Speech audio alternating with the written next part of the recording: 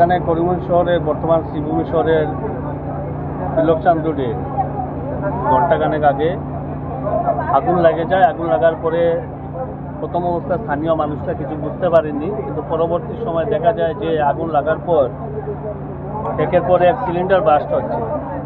আর এই জন্য গোটা এলাকার মানুষ অনেক ভয় সঞ্চার হয়েছিল মানুষের মধ্যে। পরবর্তীতে সবাই এখানে এসছে, ফায়ার ব্রিগেডও এসছে, এনসিবির মানুষরাও এসছে। আর ভাগ্য ভালো, এখানে নিকটে একটা পুকুর আছে, পুকুর থেকে ফায়ার ব্রিগেড অনবরত জলের সাপ্লাই দিতে পারছে। আর ইতিমধ্যে আগুন কন্ট্রোলে এসেছে।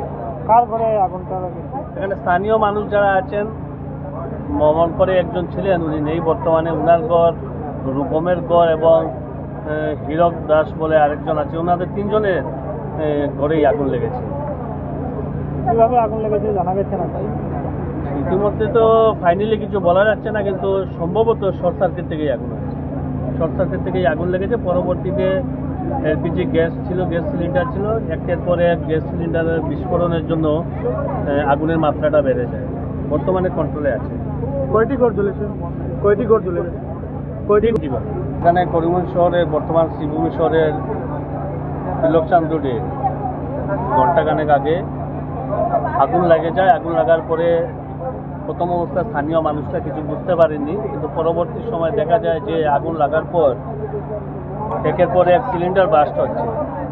আর এই জন্য গোটা এলাকার মানুষ অনেক ভয় সঞ্চার হয়েছিল মানুষের মধ্যে। পরবর্তীতে সবাই এখানে এসছে, ফায়ার ব্রিগেডও এসছে, এনসিবির মানুষরাও এসছে। আর ভাগ্য ভালো, এখানে নিকটে একটা পুকুর আছে, পুকুর থেকে ফায়ার ব্রিগেড অনবরত জলের সাপ্লাই দিতে পারছে। আর ইতিমধ্যে আগুন কন্ট্রোলে এসেছে।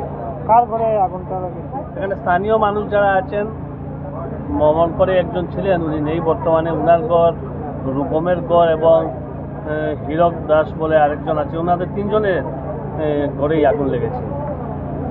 কিভাবে আগুন লেগেছে জানা গেছে না? ইতিমধ্যে তো ফাইনালি কিছু বলা যাচ্ছে না, কিন্তু সম্ভবত শর্ট সার্কিট থেকেই আগুন হয়েছে। শর্ট সার্কিট থেকেই আগুন লেগেছে। পরবর্তীতে এলপিজি গ্যাস ছিল, গ্যাস সিলিন্ডার ছিল, একের পরে এক গ্যাস সিলিন্ডারের বিস্ফোরণের জন্য আগুনের মাত্রাটা বেড়ে যায়। বর্তমানে কন্ট্রোলে আছে। কয়টি ঘর জ্বলেছে? কয়টি ঘর জ্বলেছে? কয়টি ঘর? যিকোনো খবৰৰ বাবে যোগাযোগ কৰক 7099017330 লগতে 7099017110 নম্বৰত।